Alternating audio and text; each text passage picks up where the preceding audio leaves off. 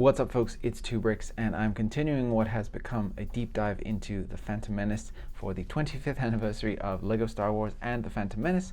I've been building a bunch of MOCs, and I just can't seem to stop. So these are two more little kind of Naboo speeders here, one of which has been produced by LEGO, I think a total of twice, and one of which I don't think has ever been produced by LEGO. In fact, no, it has not been.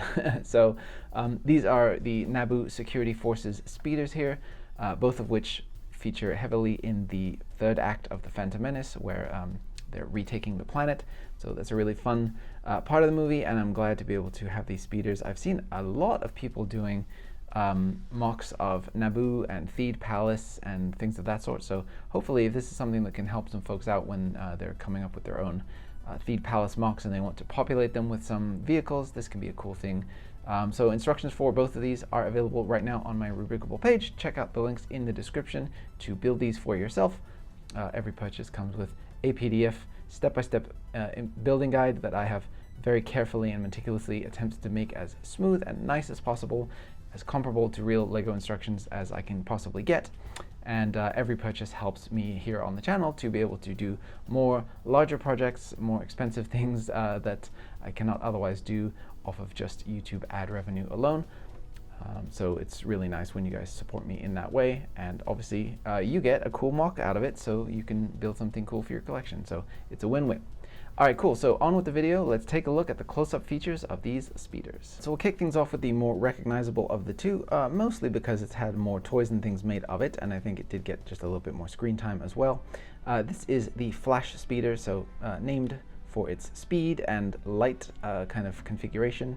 So this is really just meant to transport troops from A to B, and obviously we see it fulfilling that role in The Phantom Menace.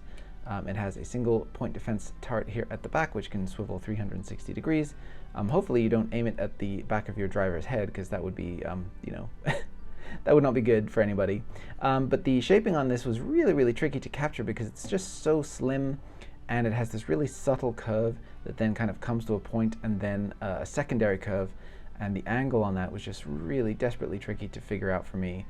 It took me a long time just experimenting back and forth with different configurations of curve slopes and things like that to get it just how I want it. And then we have this nice notch back here that goes into the back wings for the engine kind of assemblies out here. And then the engines themselves are really nice and thin, and they have this, you know, they all come together at the front, and they have the gray cowling along the front here, and it was really tricky to figure out how to get all of that to line up so that there's no gray spilling over into the green.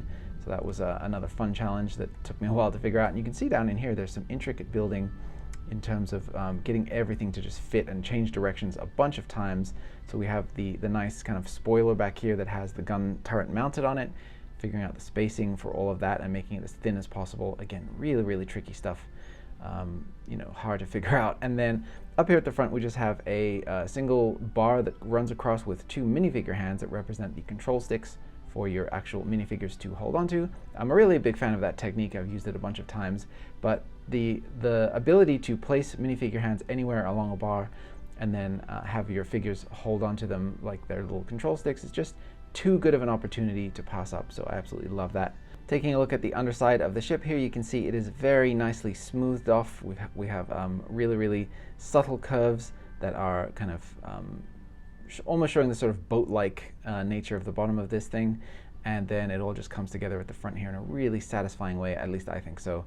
And it just feels like, you know, these troops are absolutely riding in the lap of luxury before they go into battle in this really sleek little sports car of a craft, and I really, really enjoy it for that. But yeah, so then your troops, you can fit 4 back in here. Just like in the movie, it seats 4. I've used the inverted gray tiles in here to give them a nice soft-looking seat cushion to sit on, and then I've also left 2 open studs at the back here so you can have them sitting on this back section like we also see in the movie. So that was a really fun thing to be able to have, you know, 2 options for that.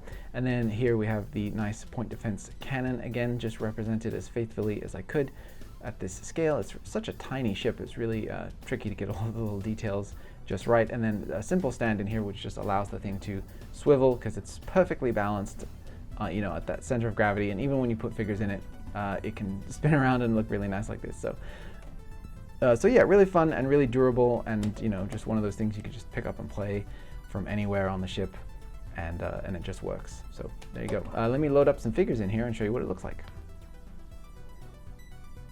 All right, so here you go. I've tried to kind of as accurately as I could recreate the scene from the Phantom Menace here, where they're all the troops are all gathering all the folks that they're bringing from the various resistance camps and things into one location to do their final siege. So yeah, that obviously you can see here, they fit nice and snug. We have the ability to fit 4 figures, and again, I'm putting these in the top seated position, but they can be seated down in the seats as well. And here's what that looks like.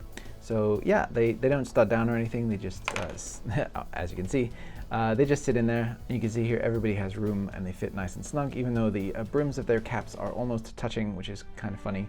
But yeah, they're all ready to go, and like I said, somebody can jump up here and man this point defense turret, or perhaps it's remotely triggered. I'm not exactly sure how that works, but during the battle we just see this thing speeding off and shooting, taking out some battle droids. And it's funny, it's kind of bouncing because obviously in the real world, as they're shooting the movie, this is just a thing on wheels, and then they digitally remove the undercarriage to make it look like it's hovering. But in the scene, you can very clearly see the kind of suspension of the car that this basically is, bouncing up and down, and I think that's very funny. So yeah, this is the Flash Speeder, and I think it looks really great. It's such a small, tiny little thing, but it fits all the people that it's supposed to, and they look suitably kind of crammed in here for such a tiny thing, and I think that just works in its favor. So there you go, there is your Flash Speeder.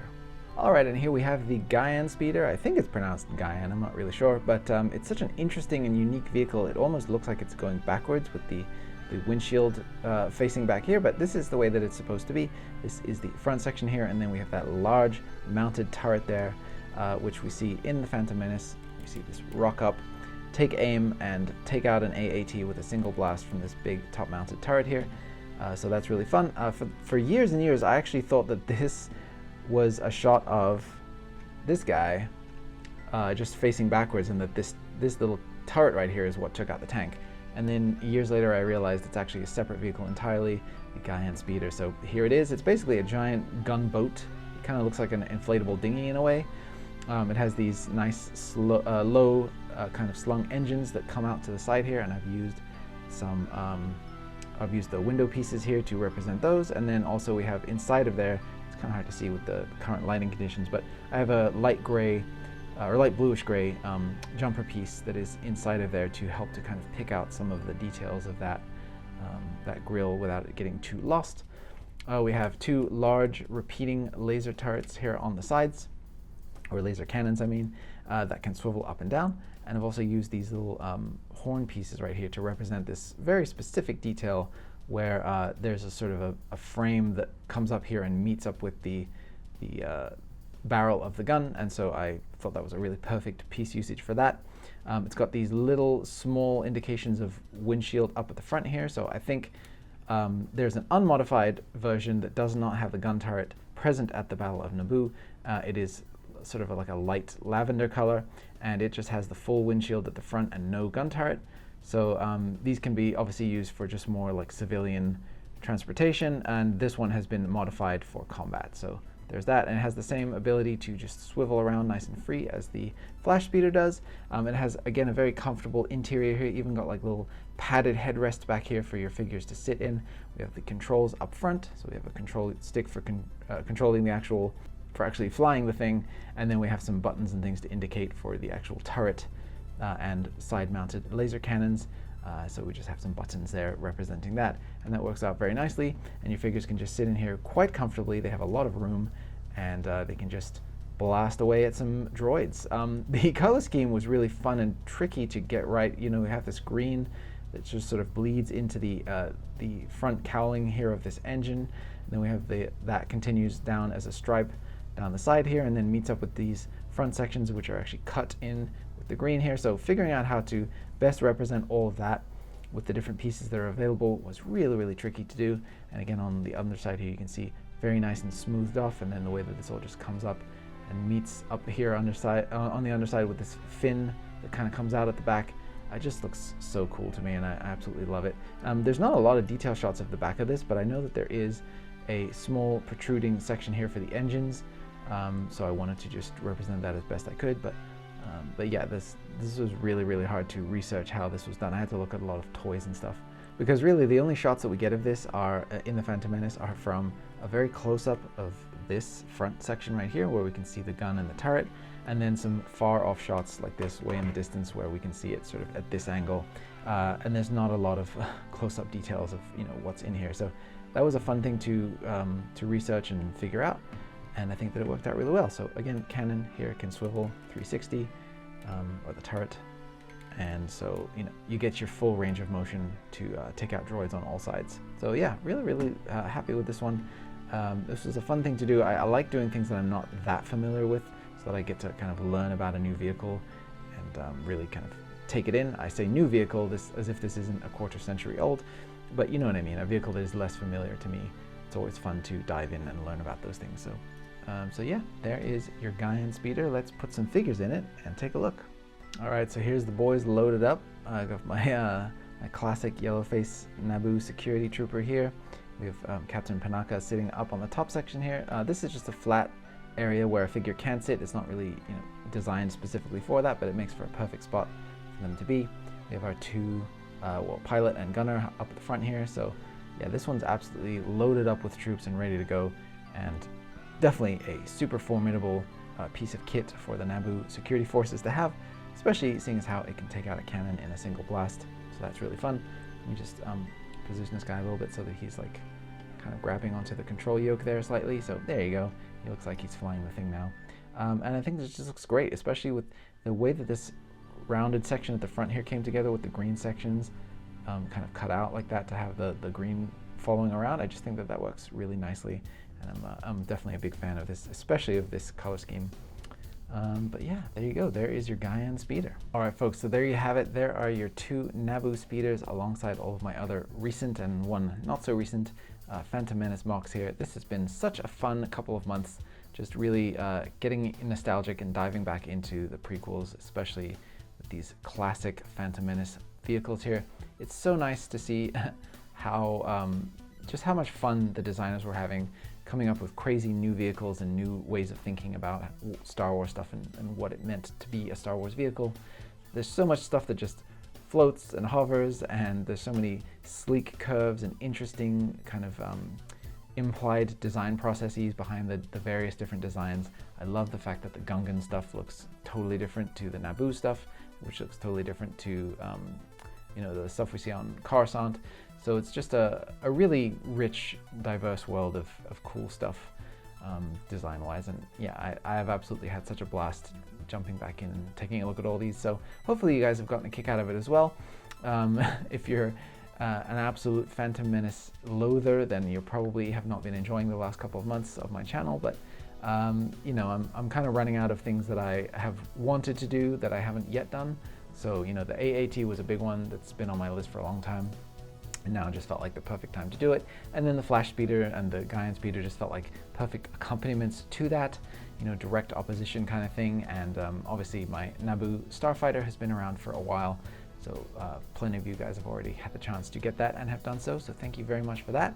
So if you do want to order the parts and everything and get the instructions to build these, please do let me know if you do so down in the comments. I love to know and see what folks are doing with my MOCs. I would love to see if this winds up in a diorama or something.